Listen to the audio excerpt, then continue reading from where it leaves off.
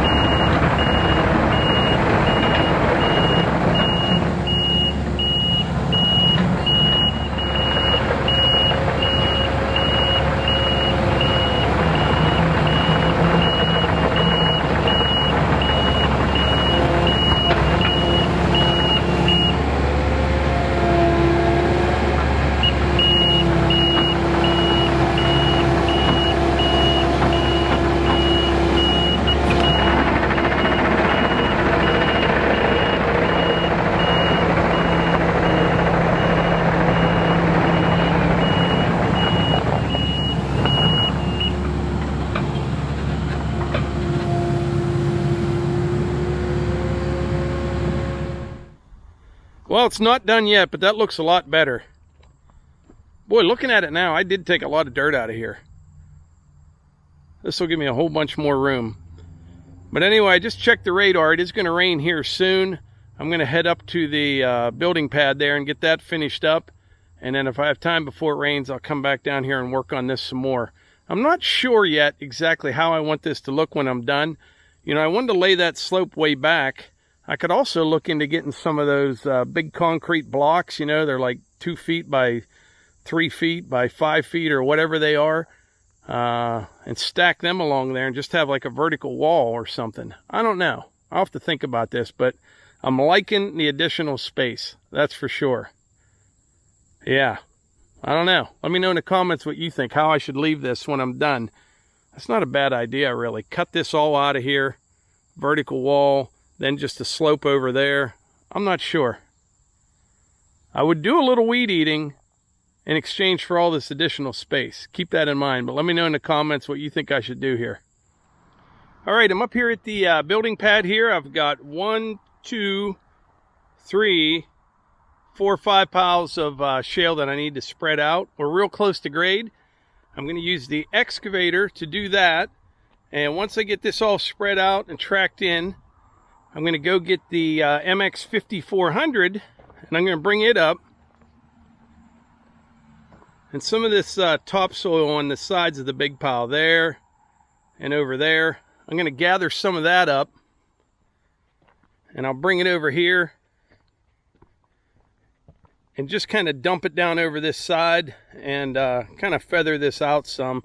I'm not sure how this will all work out in the end, if we'll do a retaining wall or what on this corner. I don't know, but I definitely need some topsoil around here and this dressed up over here some. So as long as it doesn't rain, that's what we're going to try to get done in the next hour.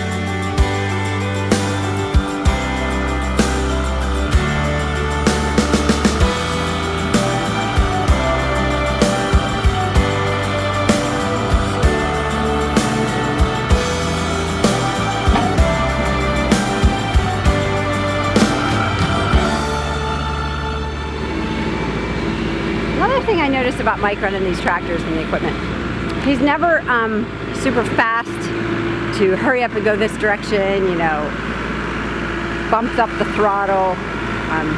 He's always very even kilter, always very Mr. Safety about everything. He's very aware of what's in front of him, behind him, beside him. And when he's running the equipment, he wants the dogs either in the house or off in a distance where someone or two of us are watching them, because he doesn't want the chances of them running up around him. Especially Archie. The other two, Piper and Rue, kind of know, but Archie's still learning and just doesn't want to have that opportunity for Archie to get too close. So he's very careful, and we are pretty good about the dogs. So a few people have asked, you know, I haven't seen the dogs lately. If he's running the equipment, more than likely they're in the house or back up in the yard or in the trails with myself or someone else.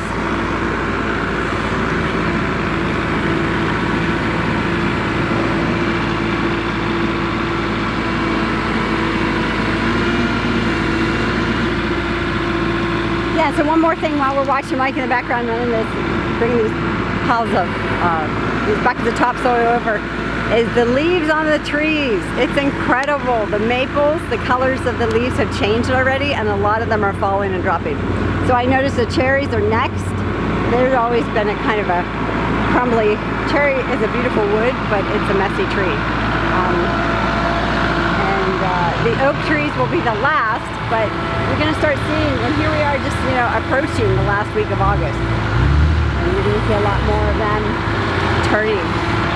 Yeah, so you can always check us out on Facebook and Instagram. That's Outdoors with the Morgans.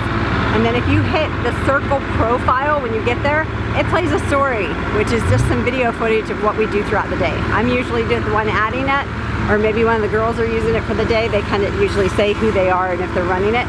But check that out, because you see the trails, the dogs, some of the kids' stuff, and Mike running equipment here and there. So it's kind of fun. If you do go to Instagram, Outdoors with the Morgans, Facebook, Outdoors with the Morgans, click follow. I think it's followed for both of them. And even share it with your friends if you'd like. I'd like to have it there. We're almost to 10,000 followers on Instagram. So I worked pretty hard at this. And Facebook, I think we have like 14,000 followers, and like, it's just, I feel like it's been forever to bring up these numbers. Because I put a lot of time. In fact, sometimes I think I put a little too much time into the stories, and I make one post a day, and I don't know.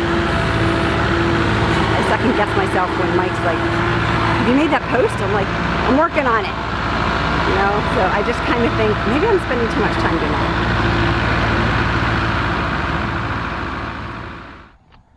Okay, so this is what a camera lady looks like when she's down on the ground waiting for him to dump the bucket of topsoil. You did good. Very seldom, well, I shouldn't say it that way, but for the first couple years, I did everything myself, you know, just setting up all the cameras, and it worked out. But like, you got a rental machine here, and the weather's good right now, and it's really nice when Melissa or one of the kids comes out and helps with the cameras and stuff, because I can just kind of do my thing then and get done a lot quicker.